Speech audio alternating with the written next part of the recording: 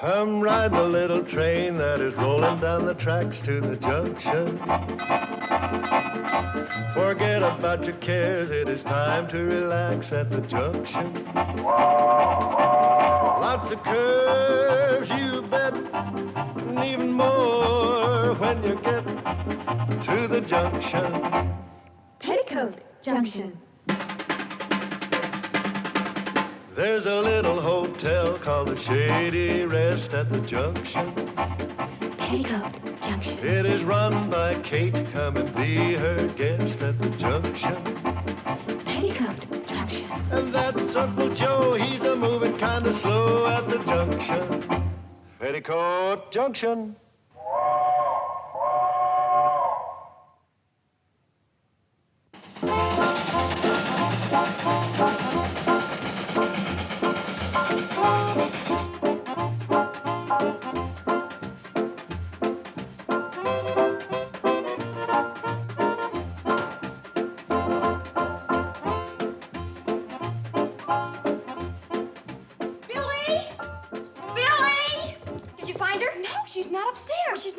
Either. Well, maybe Betty found her. She's not outside. Well, maybe she went into town. Without telling us? Oh, Mother wouldn't do that. Oh, she's in the cellar. Why didn't we think of it?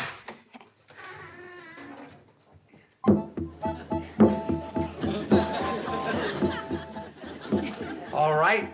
Who hid my Indian? Uncle Joe, we're worried. We can't find Mama. Now you know how I feel when you hide my Indian. Oh, Uncle Joe, this is serious. I don't know where We've looked all over the house. All right. Stop chattering like a nest full of baby blue jays. Your ma went to town. She left a note. What does it say? Nothing, just that she went to town. But I'm worried. Me too. So am I. What about? Well, Mom didn't sleep a wink last night. We heard her walking the floor all night long. And she didn't eat a bite of breakfast. I'll bet she's still worried about the train, Uncle Joe. Afraid the railroad's gonna scrap it. Relax. I took care of that railroad man. He wouldn't dare scrap the Hooterville Cannonball. Has anyone heard the train this morning? No, I haven't. I haven't either. Then Mother must still be at the track waiting. Come on, let's go.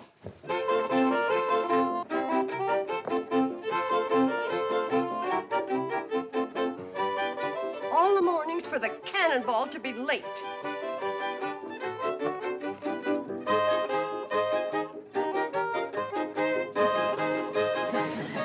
Mother! No! Don't do it! Don't! Don't do what? I was listening for the Cannonball. It's 2 hours late. Mother, do you think the railroad has scrapped it? Of course not. There's nothing to worry about. Then why were you awake all night? I was reading. Walking the floor?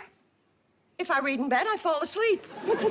Mother, you're worried about the train. Oh, I am not. Well, you didn't eat a bite of breakfast. Of course I did. I had coffee and buttered train. Toast.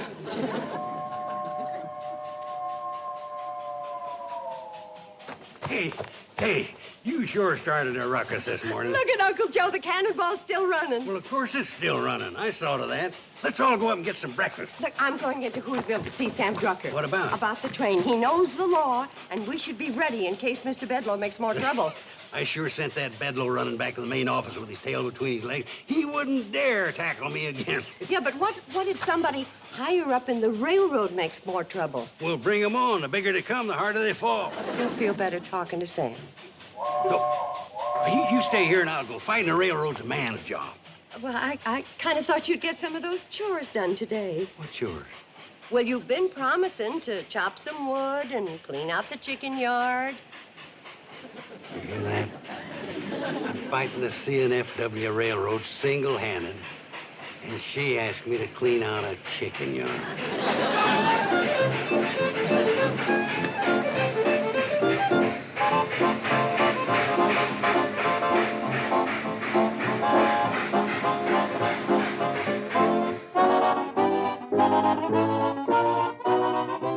Bedloe, you had a job to do, and you didn't do it. But, Mr. Curtis... What do those rubes do to you back there?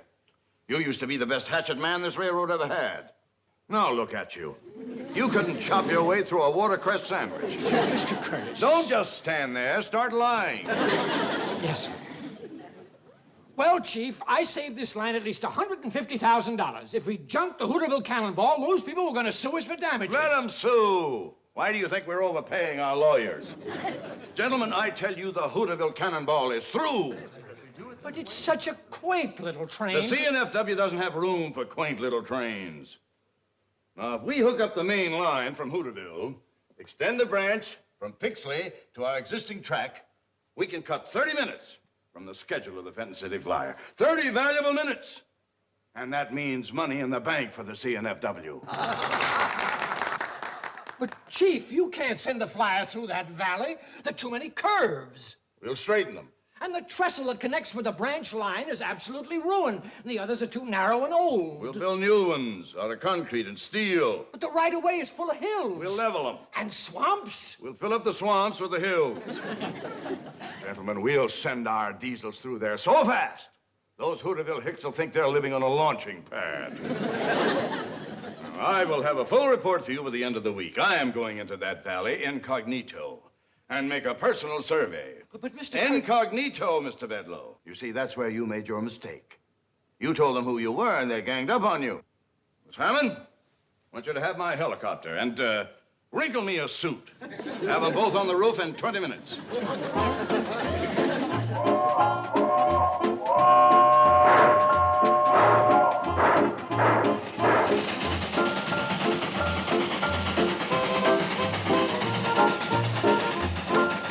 According to Sam Drucker, all we can do right now is lay low and let the railroad make the next move. Sam's a smart fellow. He says to expect trouble, though, especially from the president.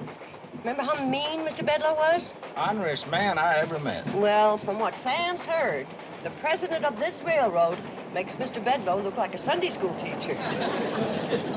Floyd, look. It's a heliocopter. Yeah. What do you suppose that whirly bug's doing around here? Put me down outside Hooterville. According to the map, I flew right over it, but I didn't see a thing. Well, just passed the train, so put me down in front of it and I'll flag a ride. Roger.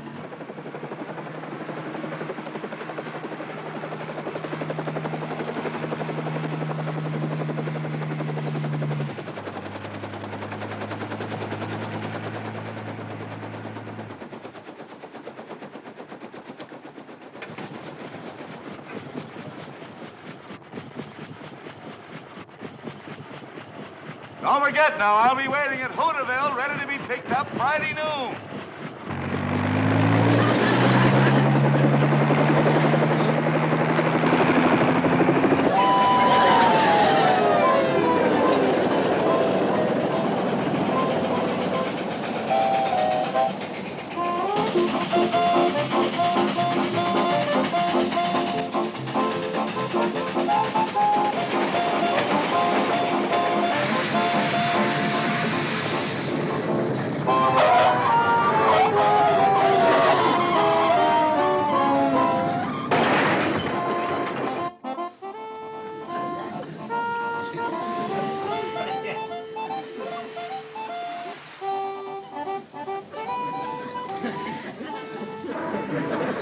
Looks like a hobo. Yeah, and he had the nerve to stop the train. Go easy on him. Listen, Kate, it's bad enough for a hobo to hook a ride on the outside, but he'd come inside. Yeah, but the poor fella looks like he's on his last leg, so take it easy, huh? Okay. Hi there. Hello? My name is Kate Bradley. I run the Shady Rest Hotel up the tracks away. And this is Mr. Smoot. Hello, Smoot? It's Mr. Smoot. How far you figuring on going? End of the line. How much do I owe you?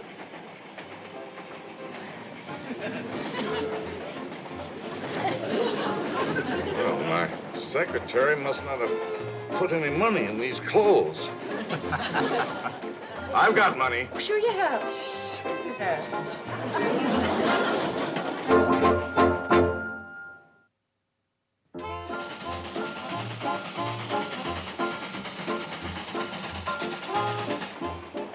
I still want to know what the fare is. You wouldn't know what to charge him, would you, Floyd?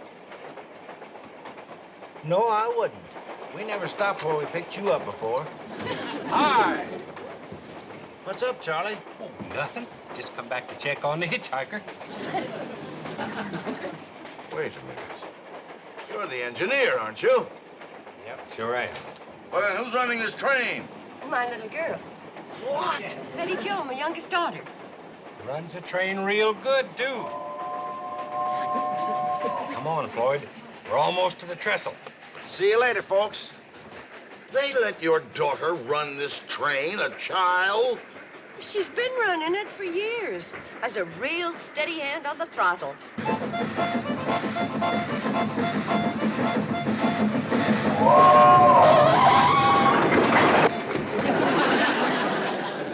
Her braking could stand improving. What are we stopping here for? Morgan Creek Trestle. We always stop here this time of the year. Why? Come on, I'll show you. We're gonna be here a spell. Well,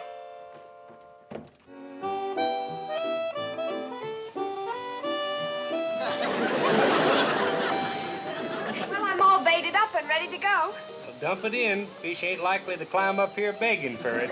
Quiet, both of you. I think I got me a nibble. Nope, the worm was just stretching. Oh, no. You mean to tell me you stopped this train just to go fishing? We ain't in no hurry. Well, I am. Let's get this iron rolling. You sure give good orders for a hobo. A hobo? I am Norman P. Curtis, presently a hobo. Well, if you don't intend staying one, there's no shame in it. Would you like to try my pole? Oh, no, thanks. I'm not much of a fisherman. Well, you never know till you try. Go ahead. Well, all right. But I'm not very good at it. Ooh, I wouldn't say that. I think you got something already. Either that or Betty Jo's using a mighty heavy worm. By George, I have. I've got a fish.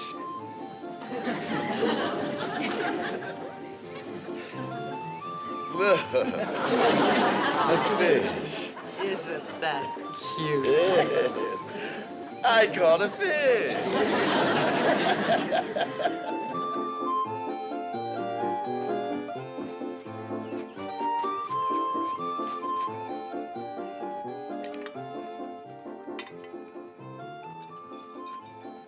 I haven't had a meal like this in years. The way you're glomping it down, you won't need another one for years. I thought those two freeloaders could put it away, but you got them backed into a corner. What do you mean, freeloaders? We give value received. Well, all of you ride on our railroad for free. Oh, they do? Well, I'd like to hear more about that later. Yes, Kate and the girls and Uncle Joe and... Here you are, Mr. Curtis. The piece de resistance. Oh, Mrs. Bradley, I don't think I have room for anything more. Oh, you're just being modest. The way you pack it in, you could give stuff and lessons to a silo. You'll have room, all right. Regarde. Poisson a la Curtis. My fish. Where? Right there under that sprig of parsley.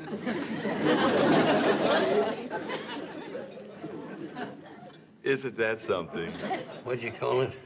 Poisson. That's French for fish. I've seen heftier-looking guppies. This one did lose a little in the translation.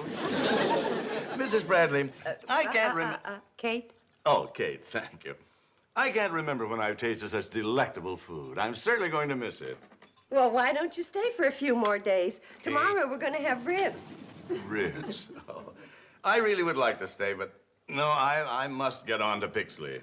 Mr. Curtis, we all get down on our luck sometimes, so Kate. you don't have to be bashful with us. If it's a question of money, we can work something out. Kate. You're very kind. Maybe I will stay on for a while. Kate, could I speak to you for a minute? Well, sure, I can. Excuse me. And just holler when you want dessert. We're going to have gooseberry turnovers. Gooseberry turnovers? Oh, marvelous. My own fish. Maybe I shouldn't have asked her to cook it. Maybe I should have had it mounted. Kate, why'd you have to invite him to stay? Why not? He's a very nice man. Have you seen him eat? He's got more stomachs than a camel. Poor man. Poor us, I mean. Why, he's had everything but the delphiniums Betty Jo painted on the plate. Uncle Joe, I got a feeling about Norman Curtis. His coat may be frazzled, and he may be coming apart at the seams, but underneath it all... He's a tramp. He's a gentleman. I can tell. And you got no call to whittle on a man just 'cause he's come on hard times. Well, if he don't stop eating, our hard times are going to be asking his hard times to move over. It's our bounden duty to help him. Anybody can tell he's seen better days. Not better eating days. Kate, you're a mighty poor judge of character. Now, that Norman is a freeloader if I've ever seen one. He's not a freeloader. I ain't seen the color of his money, have you? Well, I'm going to let him work out his keep. He's going to work? Sure. You've got a lot of chores that haven't been tended to. Norman can be your helper. Helper. Oh, well, that's different. Maybe I better go and see if that poor fella needs some more food.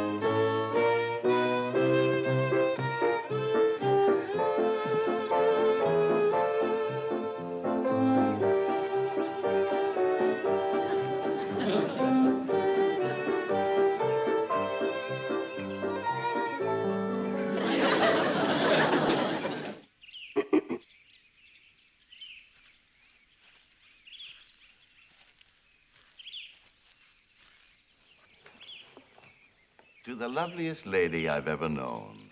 Thank you, Mr. Curtis. Norman, please.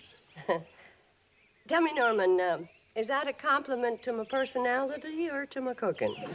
Both. You know, Kate, I think these have been the happiest days of my whole life. Maybe it's because you've been doing something. Well, you have been keeping me busy. I haven't chopped wood in years. But you need a steady job. You're right. And when I leave here tomorrow, I'm going to the main office of the CNFW Railroad. And ask them for a job. Any kind of a job. Oiling, wiping, walking track. Why, with your brain, you could work up in no time. You really think so? Oh, yes, Norman. You got it in you. You set your mind to it, and in 5 or 10 years, you'll go right to the top. I'll be so proud. I'll point at you and I'll say, that's my friend, Norman Curtis, station master. Well, let's not aim our sights too high. Mr. Curtis, any special song you'd like to hear? Yes. How about Apple on a Tree? I don't think we know that one. Billy Joe, do we know Apple on a Tree? No. We don't know that one. Oh, that's the finest song you ever heard. Here, give me that thing.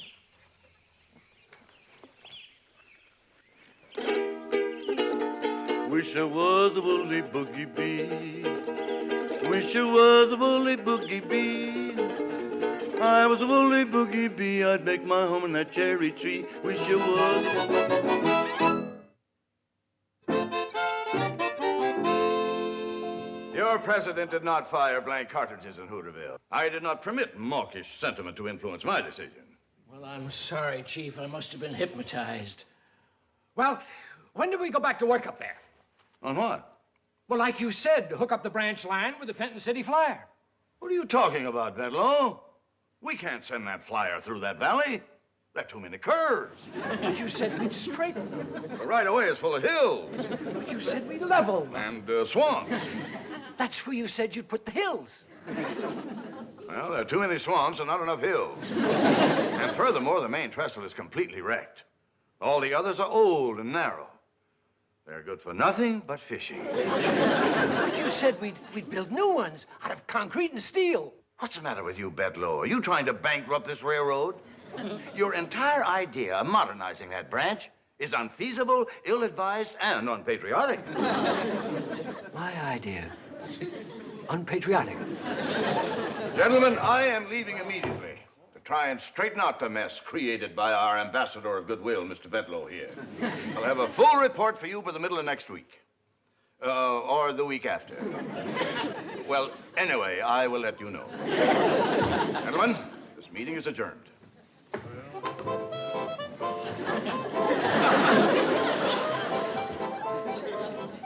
Oh, Miss Hammond, dear. If you have a moment, would you please get my helicopter and my wrinkled suit?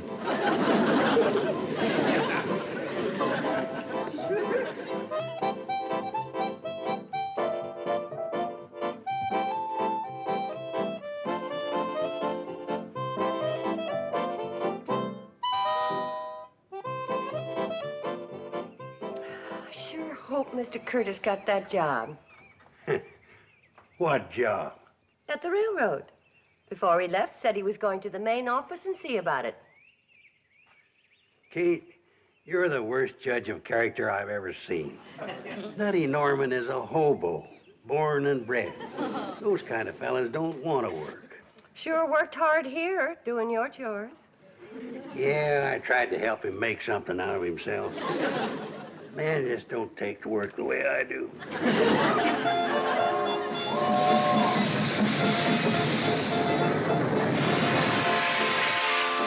Thanks for the lift, fellas. Oh, will I see you at lunch tomorrow? You'll see us for supper tonight. The way you eat, there won't be no tomorrow.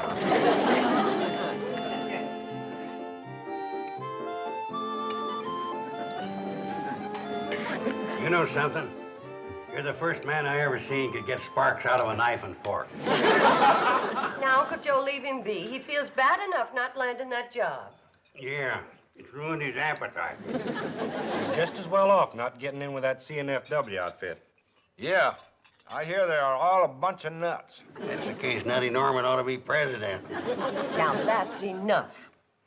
I do hear they're awful hard-hearted, especially the president. They say he's a terror. Did you get a good look at him when you was up there? Yes, as a matter of fact, I did. What does he look like? Well, he's a pretty good-looking fella. And rather nice when you get to know him. You're as poor a judge of character as Kate. That skunk's trying to scrap our railroad. Oh, well, wait a minute. It isn't altogether that skunk's fault, the president's fault. As a matter of fact, he wants to save your railroad. He does? Yes, he really does, Kate. But you see, he's accountable to a board of directors. And they are accountable to the stockholders and, well, you know stockholders. Well, when the fiscal year terminates, they want those net profit dividends to be commensurate with what... Norman. When you try to talk business, you're pathetic. Stick to eating. That's what you do best. You don't sing bad. Speaking of that, let's all go outside and do some singing. We've got a surprise for you, Mr. Curtis. Oh, really? I wish I was a woolly boogie bee. I wish I was a woolly boogie bee. If I was a woolly boogie bee, I would make my home in that old cherry tree. I wish I was a woolly boogie bee. Yeah, doing our song. Yes.